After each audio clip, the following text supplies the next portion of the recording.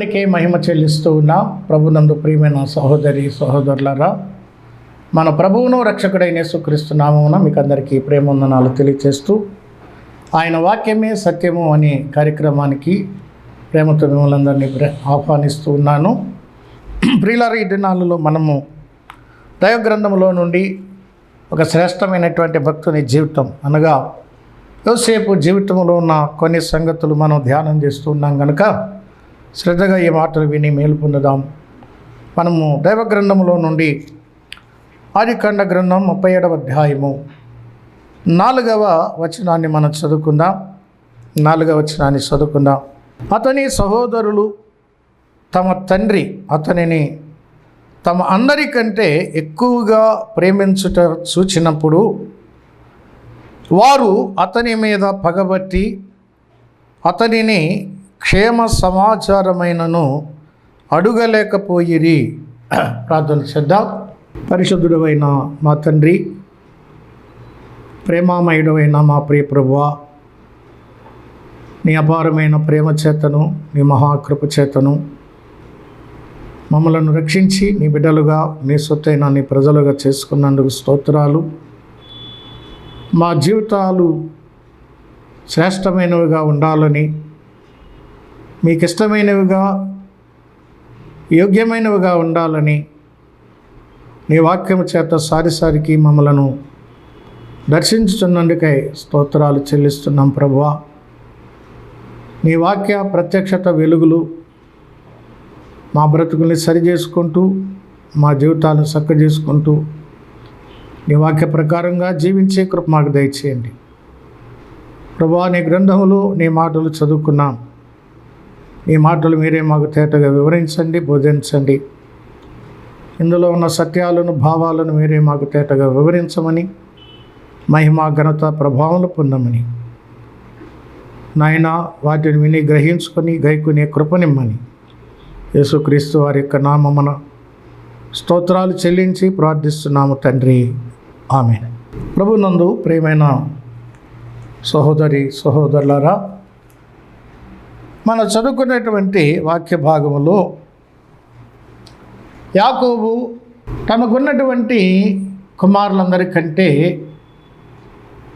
యోసేపును ఎక్కువగా ప్రేమించాడు. అయితే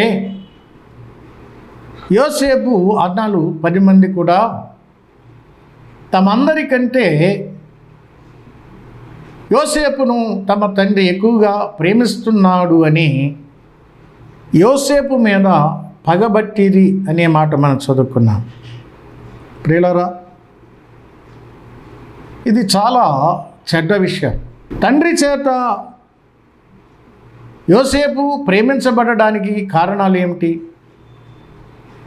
యోసేపు యొక్క ప్రవర్తనే దానికి కారణం.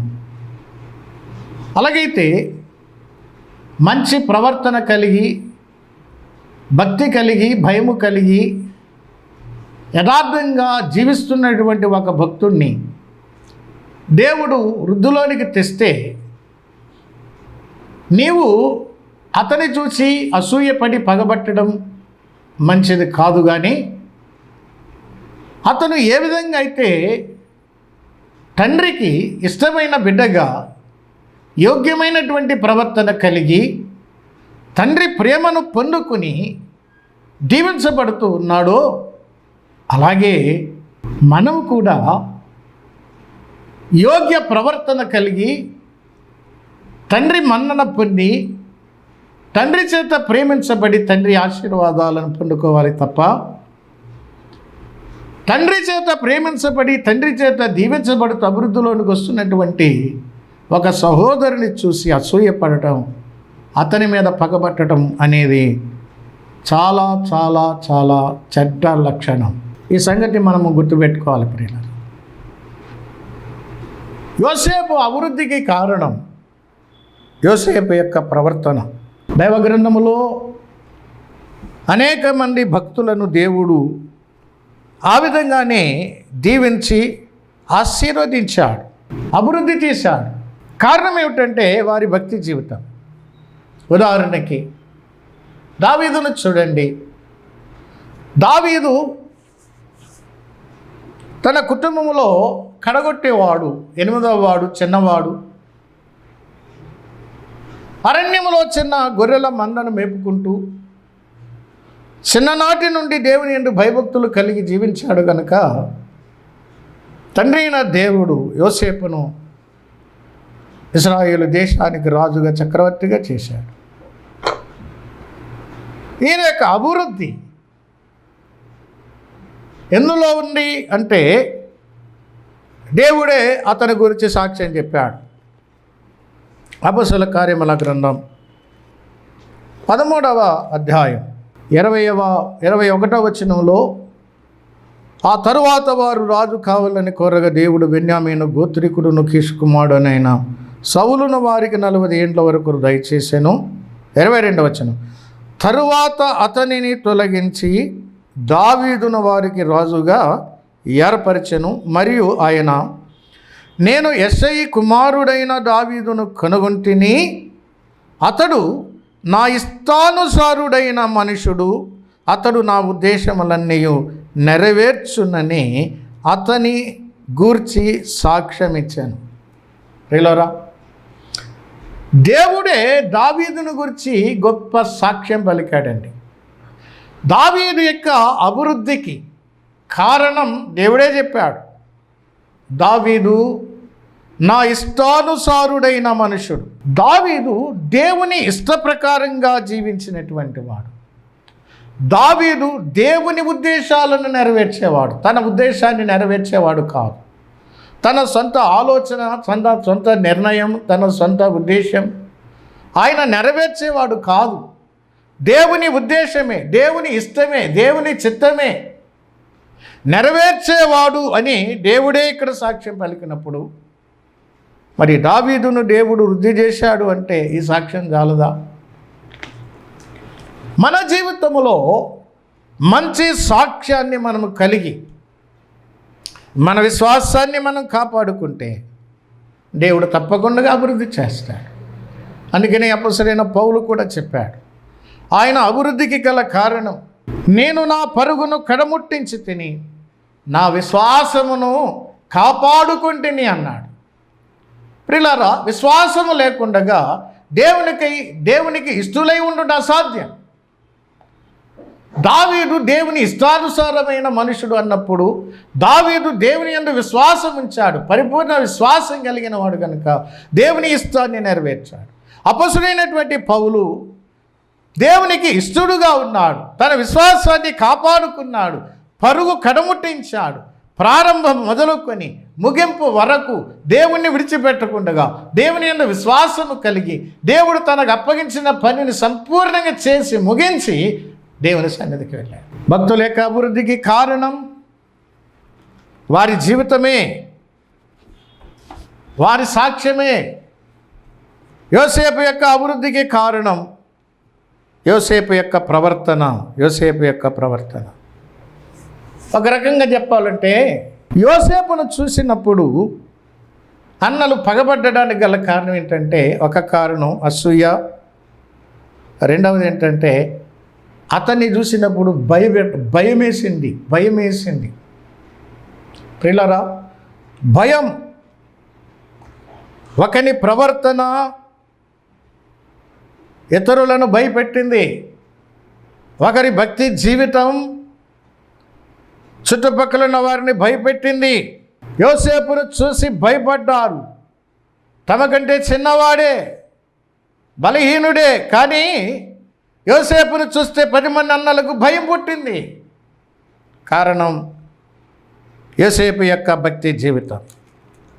నవగ్రంథంలో మనం చూసినప్పుడు ప్రియులారా, సమూయేలు మొదటి గ్రంథం 18వ అధ్యాయం, సమూయేలు మొదటి గ్రంథం 18వ అధ్యాయము 15వ వచనాన్ని చూడండి. యెహోవా అతనికి తోడుగా ఉండెను, దావీదు మిగుల సుబుద్ధి గలవాడై ప్రవర్తించుట సౌలు చూచి మరి అధికముగా అతనికి భయపడెను. ప్రియులారా,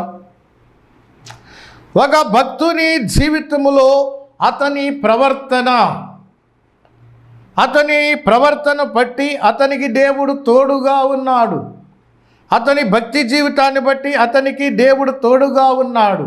దావీదు ఎక్కడికి వెళితే అక్కడ సుబుద్ధి కలిగి, చూడండి, సుబుద్ధి కలిగి ప్రవర్తిస్తూ ఉన్నాడు. అతడు శ్రేష్టమైన బుద్ధి కలిగిన వాడుగా, సుబుద్ధి కలిగిన వాడుగా దావీదు ప్రవర్తిస్తున్నప్పుడు సౌలుకు భయం కలిగింది. సౌలు రాజై ఉన్నాడు, దావీదు సేవకుడు. ప్రియులారా, సేవకుడిని చూసి రాజు భయపడుతున్నాడు. కారణం ఏంటి తెలుసా? సేవకుని యొక్క సుబుద్ధి, సేవకుని యొక్క ప్రవర్తన, ఒకని ప్రవర్తన ఒకని భయానికి కారణమైంది. యోసేపు యొక్క ప్రవర్తన అన్నలు భయపడడానికి కారణమైంది. యోసేపు యొక్క ప్రవర్తన, భక్తి జీవితం, ఆ యథార్థమైన జీవితం, విశ్వాస జీవితం అన్నలను భయపెట్టింది. ప్రియులారా, దినవృత్తాంతముల మొదటి గ్రంథం 22వ అధ్యాయం 18వ వచనాన్ని కూడా చదువుకుందాం. మీ దేవుడైన యెహోవా మీతో కూడా ఉన్నాడు కదా, చుట్టూనున్న వారి వలన తొందర లేకుండగా ఆయన మీకు నెమ్మది ఇచ్చి ఉన్నాడు కదా. దేశ నివాసులను ఆయన నాకు వశపరిచి ఉన్నాడు. యెహోవా భయము వలన ఆయన జనులు, భయము వలన దేశము లోపరచబడి ఉన్నది.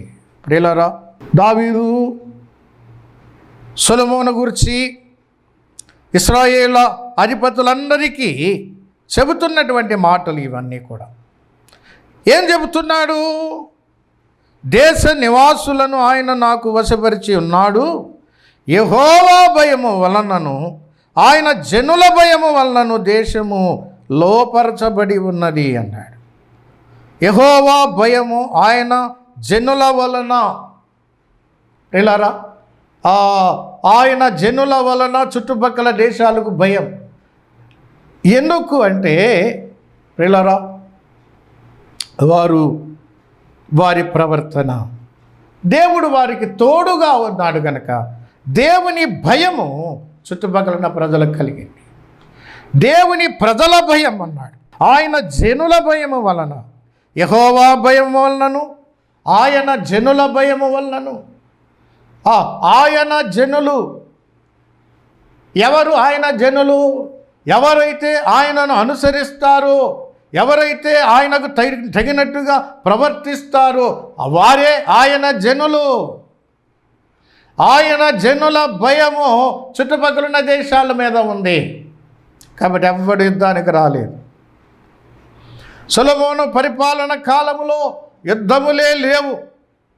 కారణం ఏమిటంటే యెహోవా భయము, ఆయన జనుల భయము, ఆయన జనుల భయము.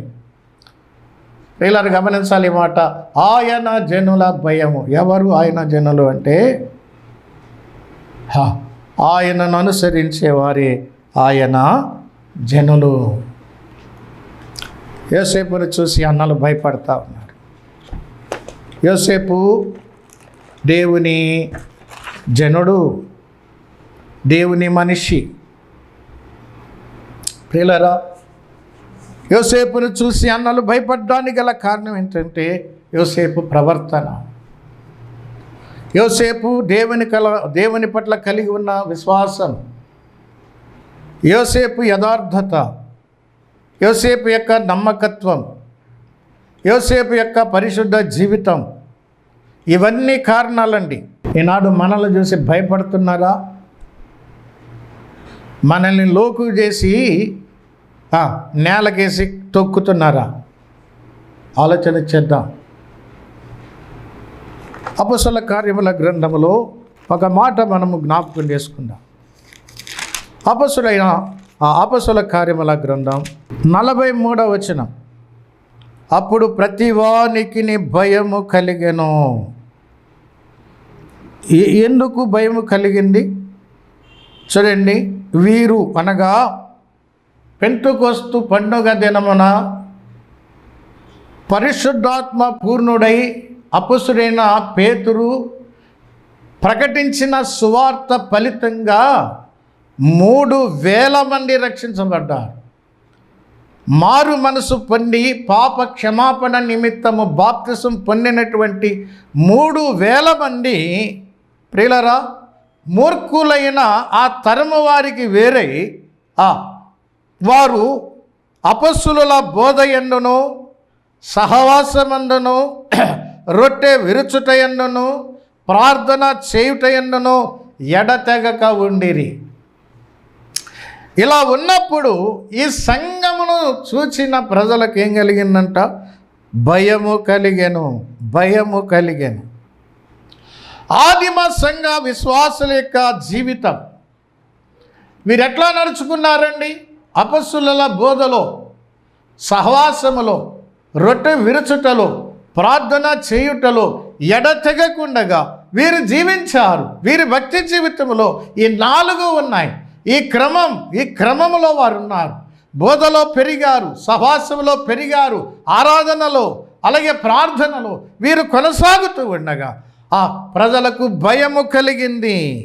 ఖచ్చితంగా ఈ 4 విషయాల్లో ఏ విశ్వాస అయితే ఎడతెగకుండా ఉంటారు అటువంటి విశ్వాసి వలన చుట్టూ ఉన్న ప్రజలకు భయము కలుగుతుంది ప్రియులారా. అలాగైతే మనల్ని చూసిన వారు భయపడుతున్నారా? రోమాపత్రికలో భయపడలేదు సరికదా? చూడండి, అపొస్తలుడైన పౌలు రోమాపత్రిక 2వ అధ్యాయము 24వ వచనంలో వ్రాయబడిన ప్రకారము మిమ్మును బట్టియే కదా దేవుని నామము అన్య జనుల మధ్య దూషింపబడుచున్నది.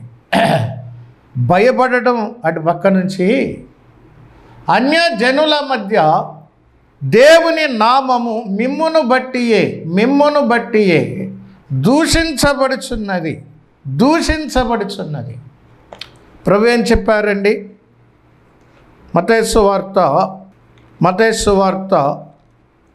5వ అధ్యాయం 16వ వచనంలో మనుషులు మీ సత్క్రియలను చూచి పరలోకమందున్న మీ తండ్రిని మహిమపరచున్నట్లు వారి ఎదుట మీ వెలుగు ప్రకాశింపనీయుడి.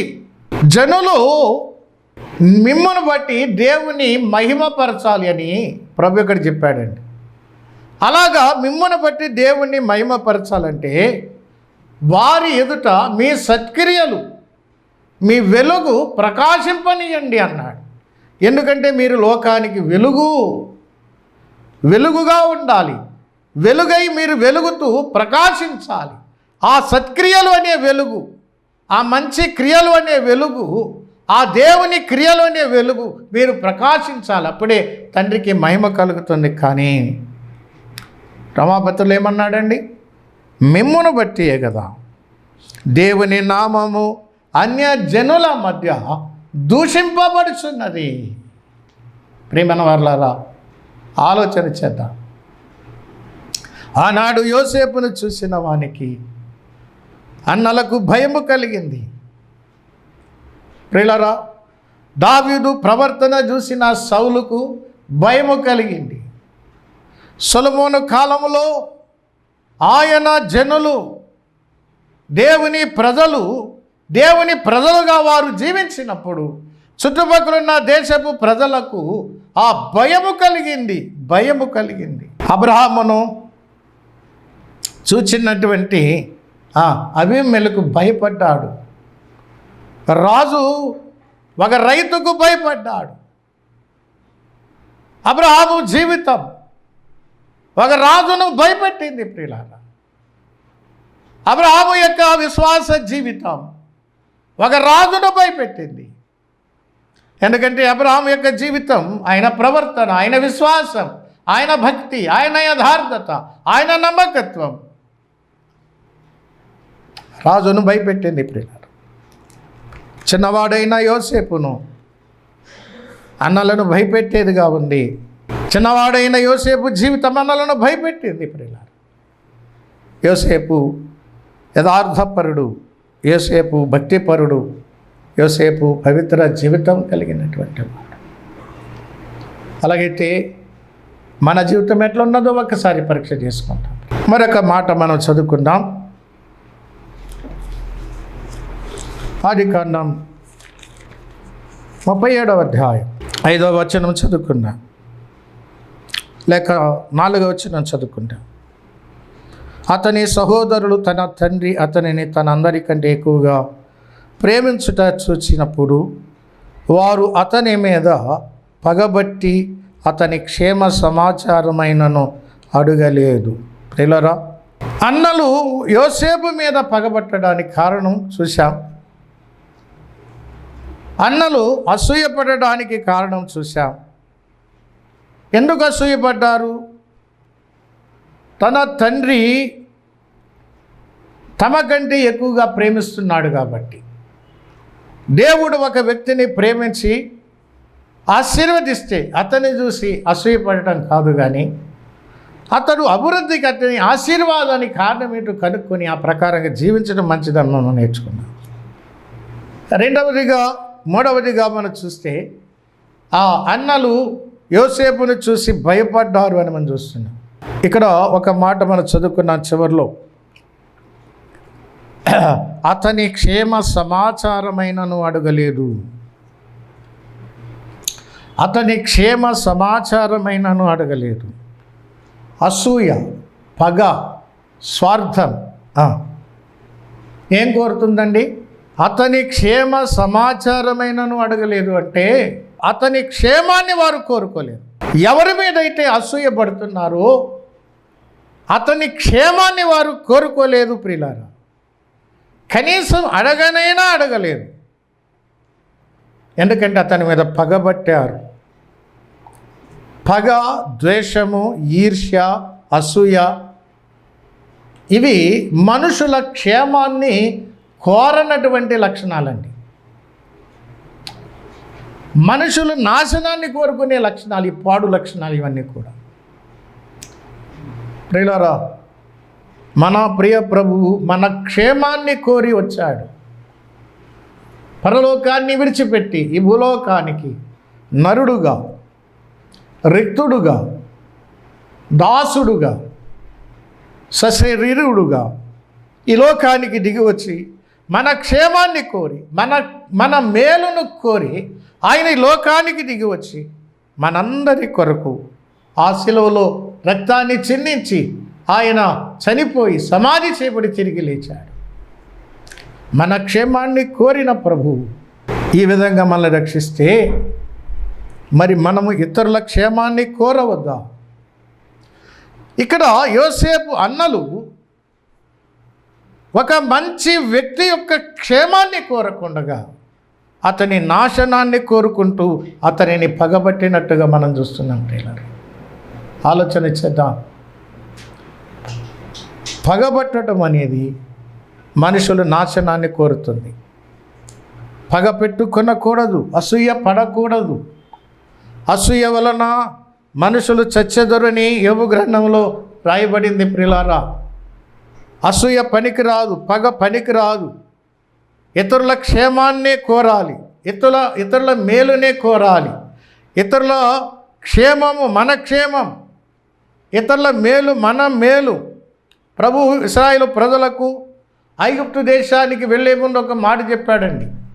మీరు ఏ దేశంలో అయితే ఉండబోతున్నారో ఆ దేశ క్షేమం కొరకు ప్రార్థన చేయండి. ఆ దేశ క్షేమమే నీ క్షేమం.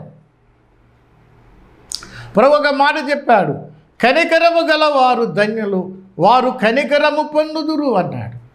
ప్రేమైన బార్లరా, కనికర సంపన్నుడైన దేవుని బిడ్డలమైన మనము కనికరమునే కోరాలి, కానీ పగను కోరకూడదు, ద్వేషాన్ని కోరకూడదు, క్షామాన్ని కోరకూడదు. క్షేమమే కోరాలి, క్షామము కోరకూడదు, మేలునే కోరాలి, కీడును కోరకూడదు. యోసేపు మీద వారు పగబట్టి కనీసం తమ్ముని క్షేమ సమాచారమైనను వారు అడగలేదు. తమ్ముడు బాగున్నావా అని అనలేదు. ప్రియులారా, ఎంత ఘోరం, ఎంత ఘోరం! ఈ పగ అనేది, ఈ ద్వేషం అనేది, ఈ ఈర్ష్య అనేది, ఈ అసూయ అనేది తమ సొంత సహోదరుణ్ణి ద్వేషించేటట్లుగా అతని నాశనాన్ని కోరుకునేటట్లుగా చూసింది. మన ప్రియ ప్రభు అట్లా చేయలేదే. మనము శత్రువులమైనప్పటికీ, మనము దూరస్థులమైనప్పటికీ, మనము పాపులమైనప్పటికీ, బలహీనులమైనప్పటికీ, భక్తిహీనులమైనప్పటికీ మన ప్రియ ప్రభు మన క్షేమాన్నే కోరుతున్నాడు, మన మేలు కోరుతున్నాడు, మనం మేలు కోరుతున్నాడు ప్రభు. ఆ ప్రభు బిడ్డలమైన మనము ఇతరుల క్షేమాన్ని కోరవద్దా? ఇతరుల మేలు కోరవద్దా? మనము రక్షించబడ్డా ఇతరుల రక్షణ కొరకు ప్రార్థన చేయవద్దా? ఇతరుల మేలు కొరకు, ఇతరుల క్షేమం కొరకు మనము ప్రార్థన చేయాలి, ప్రయాసపడాలి. ప్రియులారా, నశించిపోతున్న ప్రజల యొద్దకు వెళ్ళి సువార్త ప్రకటించాలి. మనం చేయవలసినటువంటి ఆ పని బాధ్యతతో, భారముతో, ప్రియులారా, వారి క్షేమాన్ని కోరి మనము చేయాల్సిన వారంగా ఉన్నాం. ప్రియులారా, యోసేపు అన్నలు చేసినది మంచిది కాదు. యోసేపులో ఏ నేరము దోషము లేనప్పటికీ కూడా కేవలం వారి యొక్క అపవిత్ర ప్రవర్తనను బట్టి పవిత్ర ప్రవర్తన కలిగిన యోసేపును మీద పగబట్టారు, యోసేపు మీద అసూయపడ్డారు. ప్రియులారా, ఇది మంచిది కాదు అని దేవుని వాక్యాన్ని బట్టి మనం జ్ఞాపకం చేయబడుతూ ఉన్నాం. దేవుడు ఈ మాటలు దీవించి ఆశీర్వదించునుగాక. పరిశుద్ధుడు అయిన మా తండ్రి, ప్రేమ నమ్మకం కలిగిన మా ప్రియ ప్రభువానికి స్తోత్రాలు. విన్న వాక్య సత్యాన్ని అనుదిన జీవితంలో అన్వయించుకుని ఆ ప్రకారంగా జీవించే కృపను మాకు దయచేయమని మా రక్షకుడైన యేసు ప్రభు నామములో స్తోత్రాలు అర్పించి వినమ్రత వేడుకొనిచున్నాము తండ్రి. ఆమేన్.